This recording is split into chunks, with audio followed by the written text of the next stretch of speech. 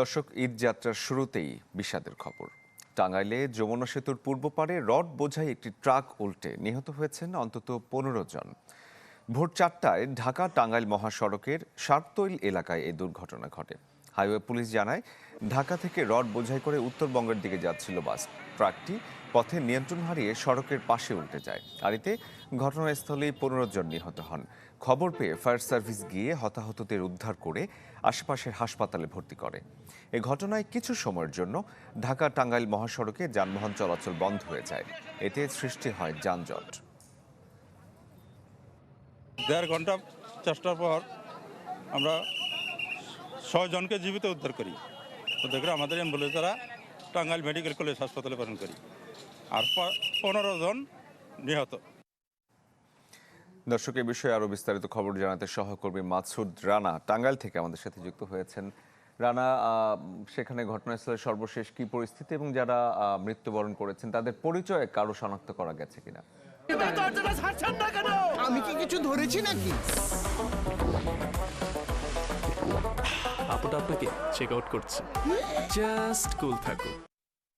আপনি জানেন আমি এই মুহূর্তে রয়েছি ঢাকা টাঙ্গাইল মহাসড়কের টাঙ্গাইলের কালিয়াচী উপজেলার ধরাতল এলাকায়, যেখানে এই বাস ভোর 4টার দিকে যে দুর্ঘটনাটি ঘটেছে। আমি সকাল থেকে কিন্তু এখানে রয়েছি এবং আপনাকে একটু জানিয়ে রাখি, এখন পর্যন্ত 15 জন যে নিহত হয়েছে, এই 15 জনের নাম পরিচয় পাওয়া যায়নি। তবে সর্বশেষ রাজশাহী জেলার চাঁপাইনবাবগঞ্জ ও নওগাঁ এলাকার যে এই 15 জন, এইটি জানতে পেরেছেন ফায়ার সার্ভিস এবং পুলিশ আইন শৃঙ্খলা বাহিনী যারা রয়েছেন তারা। এছাড়া আমি যদি একটু আপনাকে জানাই যে এই আর বাকি যে 6 জন আহত হয়েছে, এর মধ্যে 5 জন হাসপাতালে রয়েছে এবং একজনকে কিন্তু এই স্থানীয় পার্শ্ববর্তী একটি সাইডের বাড়িতে রাখা হয়েছে। এবং আমি আপনার একটু যদি একটু জানাই আপনার মাধ্যমে যে এখানে যারা প্রত্যক্ষদর্শী ছিলেন, যা আমি একটু তাদের সাথে কথা বলতে চাই। আমি একটু জানতে চাই যে আপনি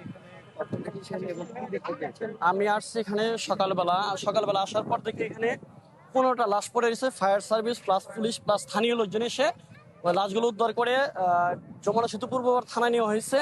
আর যারা আহত হয়েছে 6 জন সিরিয়াস আহত, ওনাদের টাঙ্গাইল সদর মেডিকেল হসপিটালে ভর্তি আছে বর্তমানে। আর ওনাদের ভিতরে একজন জীবিত আছে এখানে, যারা মানে বেশি আহত হয়েছে ওনারা বর্তমানে এক বাসায় নেওয়া হয়েছে খাওয়ানোর জন্য। আর ওনাদের যে মাছ মানাগুলো ছিল আমরা এখানে রেখে দিচ্ছি। ওনাদের আত্মীয় স্বজন বলা হয়েছে ওনারা আসবে, আসার পরে মাছ মানে নিয়ে যাবে, প্লাস লাশগুলো নিয়ে যাবে।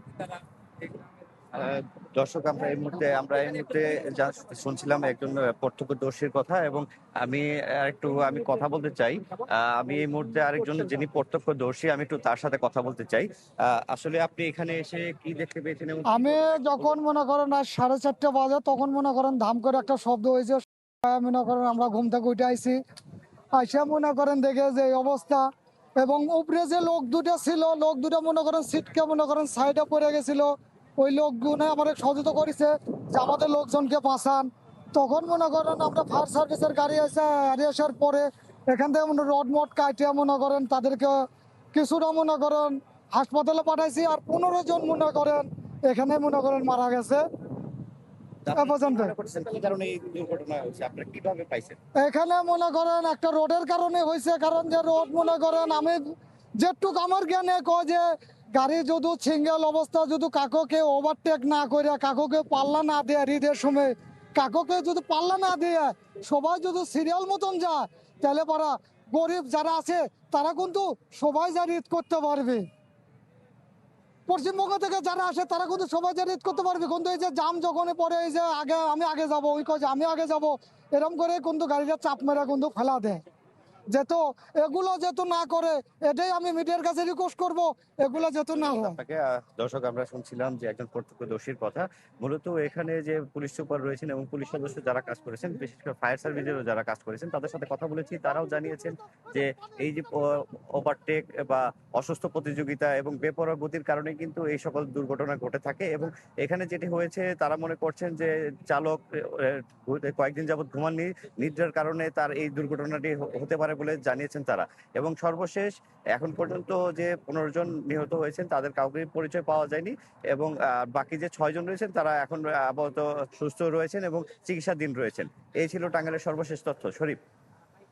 রানা, ধন্যবাদ আপনাকে। আমাদের সাথে সিরাজগঞ্জ থেকে যুক্ত হয়েছেন হীরক গুনতি নিয়ে আছেন। হীরক, আপনি আছেন নিশ্চয়ই যমুনা সেতুর হাইওয়ে থানায়। কয়জনের মৃতদেহ এখন পর্যন্ত সেখানে রাখা আছে এবং পরিচয় কারো শনাক্ত করা গেছে কিনা? পূর্ব পাড়ের যে থানা সেই স্থানে কিন্তু রয়েছে, কারণ আজকে যে দুর্ঘটনাটি ঘটেছিল যেখানে 15 জন নিহত হয়েছে, সেই নিহতর মরদেহগুলো কিন্তু যমুনা সেতুর পূর্ব পাড়ে কিন্তু আনা হয়েছে। আমরা সকাল থেকে এখানে রয়েছি এবং দেখেছি যে যারা নিহত হয়েছে তাদের স্বজনরা কিন্তু যমুনা সেতুর এই পূর্ব পাড়ে তারা কিন্তু ভিড় করছে এবং তাদের সাথে কথা বলে আমরা যেটুকু জানতে পেরেছি যে 15 জন নিহত হয়েছে তাদের সবার বাড়ি কিন্তু নওগাঁর মান্দায়।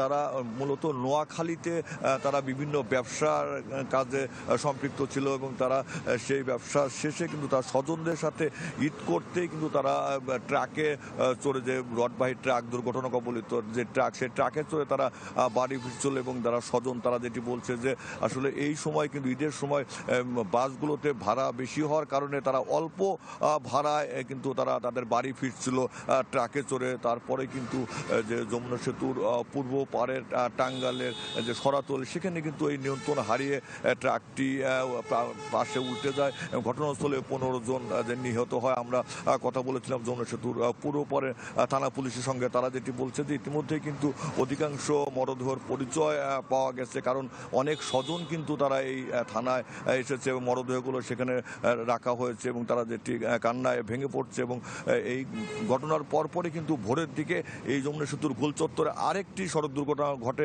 সেখানে কিন্তু ট্রাকের সাথে মোটর সাইকেলের একটি সংঘর্ষ হয়, সেই স্থানে কিন্তু আরেকজন নিহত হয় এবং একজন আহত হয়। আমরা এখন ঠিক রয়েছি এই যমুনা সেতু যেটি পূর্ব পাড়ের যেটি থানা রয়েছে, সেই থানা চত্বরে দেখতে পাচ্ছেন যে মরদেহগুলো কিন্তু সেখান থেকে এখন নিয়ে যাওয়া হচ্ছে মর্গে।